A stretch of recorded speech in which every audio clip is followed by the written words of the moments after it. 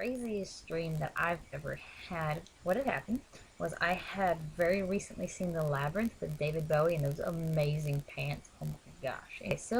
Anyways, I was like 7 or 8 years old, so I kind of had a nightmare about it. Not with the monsters and such, but The Labyrinth.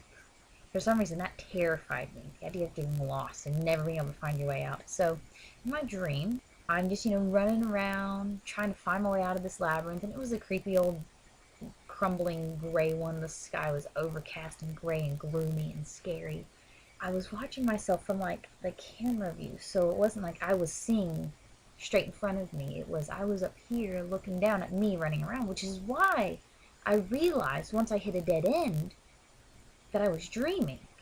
And so I was like, I'm asleep. I have to wake myself up. And I finally did wake up.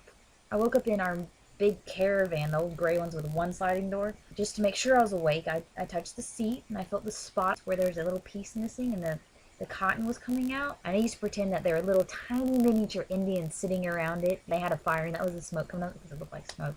I was like, okay, well surely that's enough. My older brother, Josh, was sitting beside me. Just to be sure that I was awake, I touched him and he punched me in the arm. I'm definitely awake. But then I realized we were driving through a field of pecan trees. It's not on a path, but through the field. And then I started to think, wow, I'm asleep again. But then we were suddenly at this really old, nasty trailer.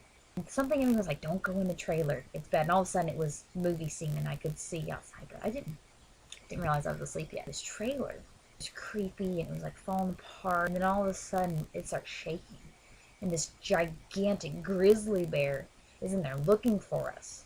I try to hide and I can't find a place, so I somehow slide in between the walls and I'm watching the bear through the cracks, and he sniffed around and he gets to the part where I am and he smells me and he lifts up his paw to rip the wall down and like eat me. But I run out the other side of the wall and I escape. I jump out, I fly off the steps. I'm running across this field and I see this metal airplane hangar in the middle of the cow pasture. Like open on either side, but there's a wall in the middle that you can slide. I don't know how hangars work, but that's what it was like in my dream. I run in there, and all of a sudden there are people there helping me. We're trying to shut one door, but we couldn't shut it, so we gave up on that one, ran to the second one. And the bear's just gets to the first set, and he's having trouble. We were trying to close the second. We get it almost closed before he breaks the first one, so we go to the last one. We're trying to close it. When the bear just realizes it doesn't have to go through the wall if it just goes around. It's running around the hangar. So I turn around, and I start running to get away from it, and all of a sudden we're at that monument.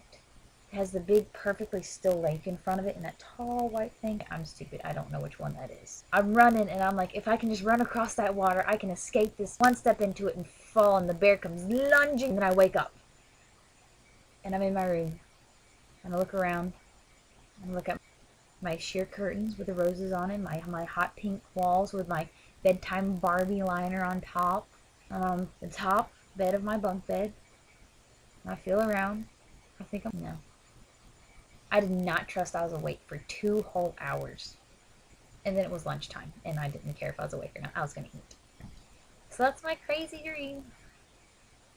It's not really crazy, but it was funny. Yeah. Okay, bye.